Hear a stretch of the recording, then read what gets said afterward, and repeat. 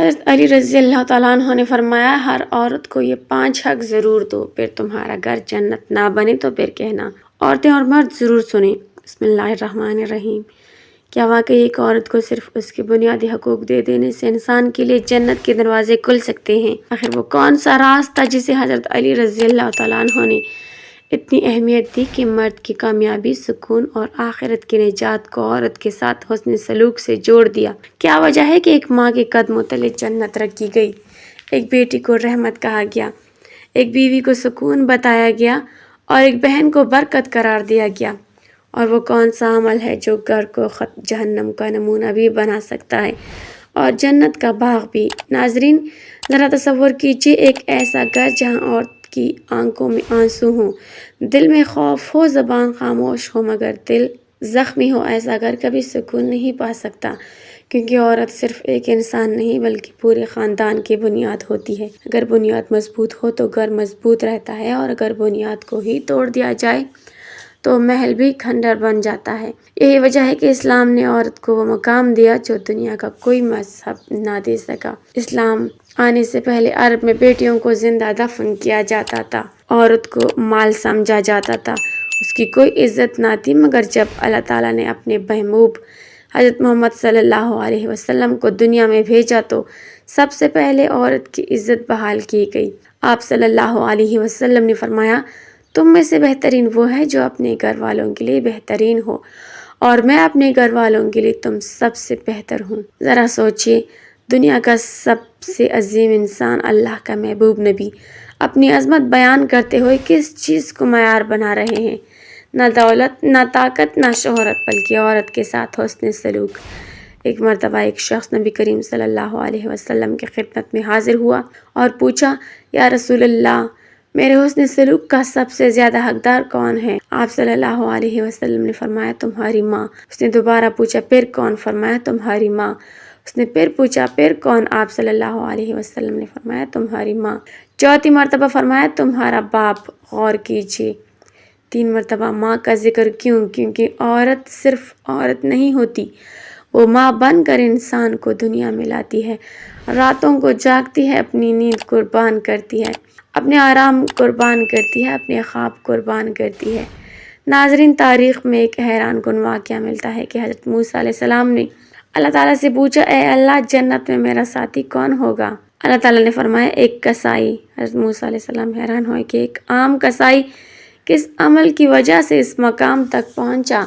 جب آپ اس کے گھر گئے تو دیکھا کہ وہ اپنی بوڑھی ماں کی بے حد خدمت کرتا ہے، اسے اپنے ہاتھوں سے کھانا کھلاتا ہے، اسے اٹھاتا بٹھاتا ہے، اور جب ماں دعا دیتی تو کہتی، اے اللہ، میرے بیٹے کو جنت میں موسیٰ علیہ السلام کا ساتھی بنا دے۔ یہ ہے عورت کی خدمت کا مقام۔ اسی طرح حضرت حاجرہ علیہ السلام کی قربانی آج بھی قیامت تک یاد رکھی جائے گی۔ صفا اور مروہ کے درمیان دوڑنا صرف ایک عبادت نہیں بلکہ ایک ماں کی محبت کی یادگار ہے۔ ایک عورت اپنے بچے کے لیے پانی ڈھونڈ رہی تھی، اللہ کو اس عورت کی ادا اتنی پسند آئی کہ قیامت تک آنے والے مسلمان اس عمل کو عبادت کے طور پر ادا کریں گے۔ پھر ذرا حضرت خدیجہ رضی اللہ تعالیٰ عنہ کو یاد کیجیے، جب پوری دنیا نے نبی کریم صلی اللہ علیہ وسلم کو جھٹلایا تو ایک عورت تھی جس نے سب سے پہلے یقین کیا۔ جب سب نے ساتھ جوڑا تو ایک عورت تھی جس نے اپنا سب کچھ قربان کر دیا، یہاں تک کہ اللہ تعالیٰ نے جبرائیل علیہ السلام کے ذریعے سلام بھیجا۔ سوچئے، جس عورت کو اللہ سلام بھیجے اس کی شان کیا ہوگی۔ اور پھر حضرت فاطمہ رضی اللہ تعالیٰ عنہ، جن کے بارے میں نبی کریم صلی اللہ علیہ وسلم نے فرمایا، فاطمہ میرے جگر کا ٹکڑا ہے، جس نے اسے تکلیف دی اس نے مجھے تکلیف دی۔ یہ وہ تعلیمات ہیں جنہوں نے عورت کو عزت دی، احترام دیا، محبت دی۔ افسوس، آج وہی امت عورت کو بوجھ سمجھنے لگی، اس کے جذبات کو نظر انداز کرنے لگی، اس کی قربانیوں کو معمولی سمجھنے لگی۔ کتنے ہی گھر ایسے ہیں جہاں عورت ساری زندگی خدمت کرتی ہے مگر بدلے میں عزت کے 2 لفظ بھی نہیں ملتے۔ یاد رکھو، عورت کے آنسو کبھی رائگاں نہیں جاتے۔ ایک مظلوم عورت کی آہ عرش کو ہلا دیتی ہے۔ نبی کریم صلی اللہ علیہ وسلم نے فرمایا، عورتوں کے معاملے میں اللہ سے ڈرو۔ یہ صرف نصیحت نہیں بلکہ قیامت کے دن پوچھا جانے والا سوال ہے۔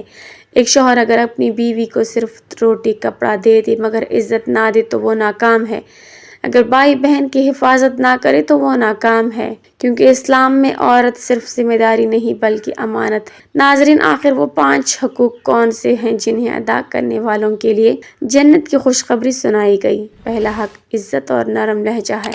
عورت کو صرف کھانا کپڑا دے دینا کافی نہیں، اسے عزت دینا، اس کی بات کو اہمیت دینا، اس کے دل کو نہ توڑنا، یہ سب اس کے بنیادی حقوق میں شامل ہیں۔ دوسرا حق خرچ اور کفالت ہے۔ اسلام نے مرد کو عورت کا محافظ بنایا ہے، اس لیے اس کی ضروریات پوری کرنا اس کی ذمہ داری ہے۔ تیسرا حق تحفظ اور وفاداری ہے۔ عورت اپنے شوہر، باپ یا بھائی کے سائے میں خود کو محفوظ سمجھتی ہے۔ اگر وہی لوگ اس کی حفاظت نہ کریں تو عورت اندر سے ٹوٹ جاتی ہے۔ چوتھا حق محبت اور وقت دینا ہے۔ عورت صرف روٹی کپڑے سے خوش نہیں ہوتی، اسے توجہ چاہیے، محبت چاہیے، احساس چاہیے۔ پانچواں اور سب سے اہم حق دینی احترام اور اچھا اخلاق ہے۔ عورت کو دین سکھانا، نماز کی تلقین کرنا، حلال و حرام سمجھانا اور خود اچھا کردار پیش کرنا مرد کی ذمہ داری ہے۔ ناظرین، یہ 5 حقوق صرف الفاظ نہیں بلکہ جنت تک پہنچنے کا راستہ ہے۔